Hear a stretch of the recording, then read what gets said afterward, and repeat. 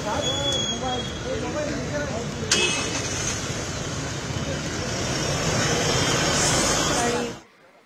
मंचावरती येत आहेत आणि जोरदार टाळ्यांच्या गजरात ही नवी स्वराज्याचे सरसंस्थापक छत्रपती शिवरायांना मानाचा मुजरा करतो। भारतीय राज्यघटनेचे शिल्पकार भारतरत्न डॉक्टर बाबासाहेब आंबेडकर यांना मानवंदना अर्पित करतो।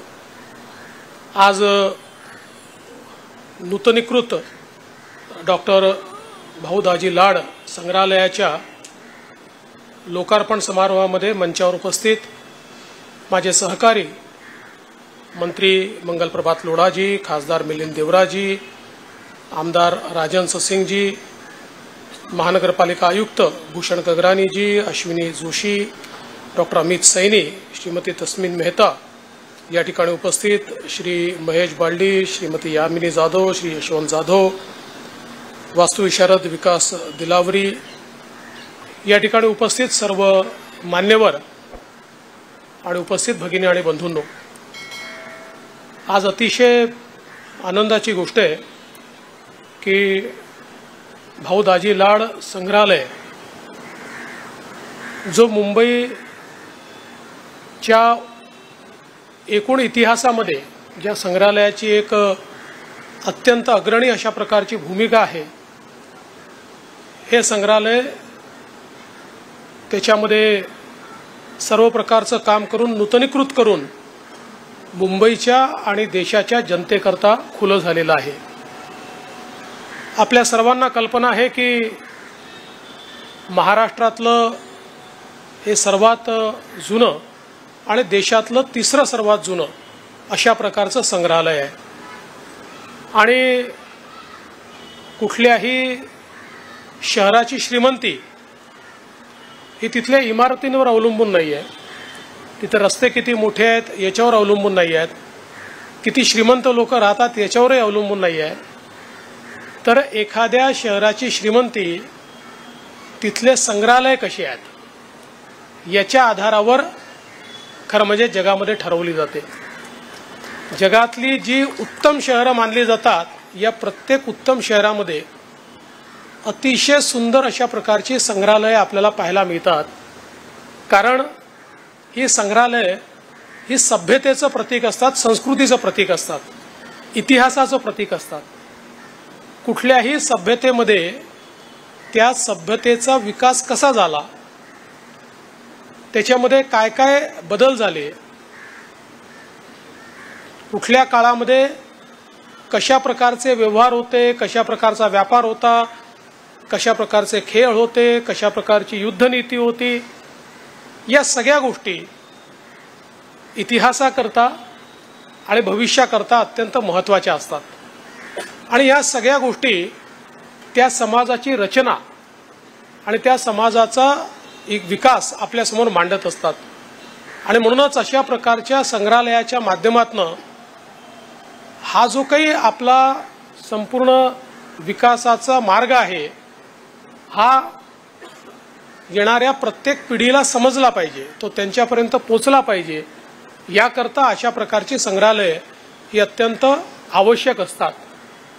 खरं म्हणजे आपला भारत देश हा त्या बाबतीत थोडा दुर्दैवी राहिला, कारण जगातली सर्वात जुनी कंटिन्युअस सिव्हिलायझेशन म्हणून भारतीय सभ्यतेकडे पाहिलं जातं।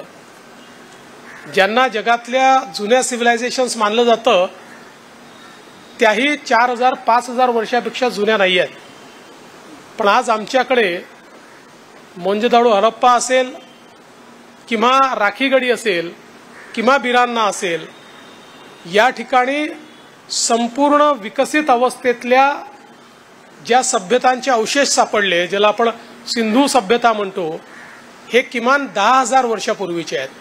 म्हणजे जेव्हा जगातले अनेक देश हे कदाचित अश्मयुगात होते, अशा परिस्थितीमध्येही संपूर्ण विकसित व्यवस्थेतली नगरं ही 10,000 वर्षापूर्वी आमच्याकडे होती, ज्या नगरांमध्ये स्थापत्य कलेचा संपूर्ण आविष्कार पाहायला मिळायचा, ज्या ठिकाणी उत्तम इमारती होत्या, बहुमजली इमारती होत्या, ज्या ठिकाणी ड्रेनेजेसची व्यवस्था होती, ज्या ठिकाणी सर्व प्रकारचे बाजार होते.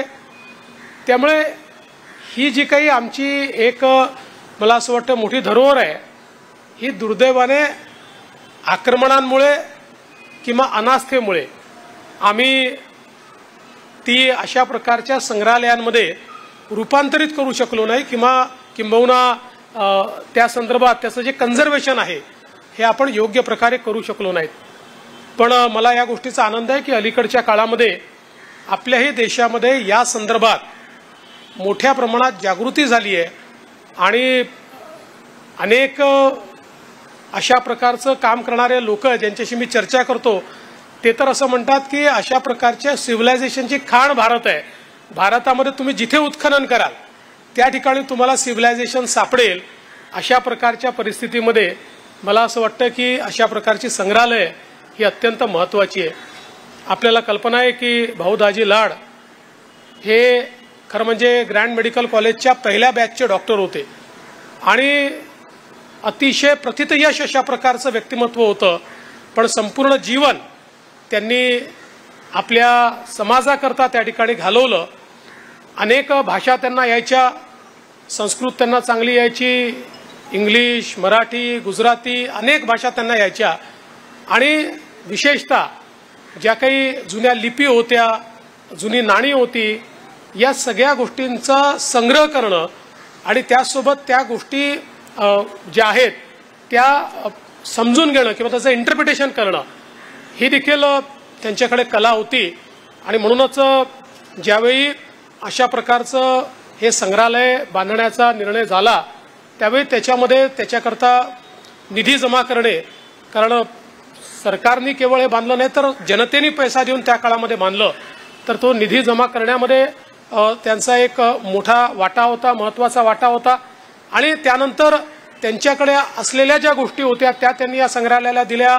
अनेक दुर्मिळ वस्तू या संग्रहालयाकरता त्यांनी मिळवल्या आणि म्हणूनच मला असं वाटतं की 1975ला हा निर्णय झाला की या संग्रहालयाला त्यांचं नाव द्यायचं आणि या संग्रहालयाचं नाव डॉक्टर भाऊ दाजी लाड अशा प्रकारचं नाव हे झालं.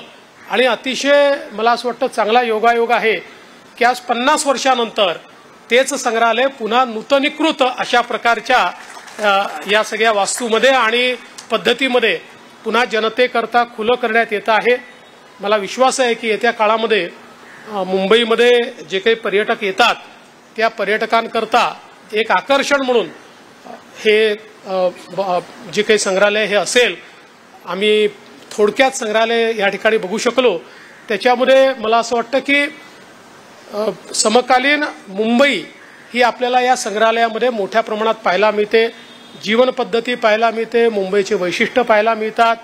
आपली मंदिरं, देवदेवता त्या काळी कशा प्रकारची जीवन पद्धती होती ही आपल्याला पाहायला मिळते. दुर्मिळ छायाचित्र, दुर्मिळ स्क्रिप्ट्स अशा सगळ्या गोष्टी या ठिकाणी पाहायला मिळतात. त्यामुळे एकूणच भारतीय जीवनमानाचा एक वेगळ्या प्रकारचा अनुभव या संग्रहालयाच्या माध्यमातून आपण घेऊ शकतो.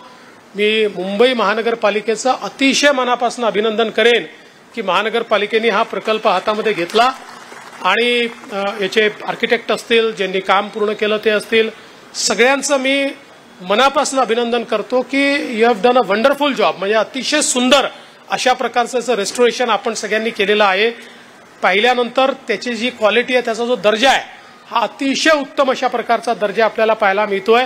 आणि आता भविष्यातही मला असं वाटतं की याचे जे क्युरेटर असतील ते याचा जो काही दर्जा आहे तो राखतील. कारण आपल्याकडे एकदा ओपन झाल्यानंतर इतक्या मोठ्या प्रमाणात जनता ते पाहण्याकरता येते की अनेक वेळा त्याला जे काही म्हणजे एक सॅनिटाईज करणं जो विषय असतो तो राहून जातो आणि मग त्यातनं थोडी त्याच्यामध्ये खराबी येते, तर ती येणार नाही हा मला विश्वास आहे. त्यामुळे जेवढं सुंदर हे आज आपल्याला दिसतंय, 2 वर्षांनी 5 वर्षांनी आपण गेलो तर ते त्याहीपेक्षा अधिक समृद्ध आपल्याला दिसेल अशा प्रकारचा विश्वास व्यक्त करतो.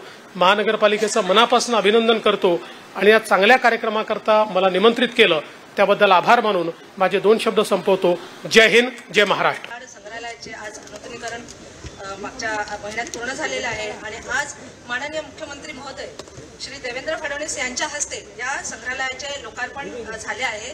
मी माननीय मुख्यमंत्री महोदयांचे आभार मानते की आपण वेळात वेळ काढून इथे आलात, त्याबद्दल आपले खूप खूप आभार. या लोकार्पण सोहळ्यासाठी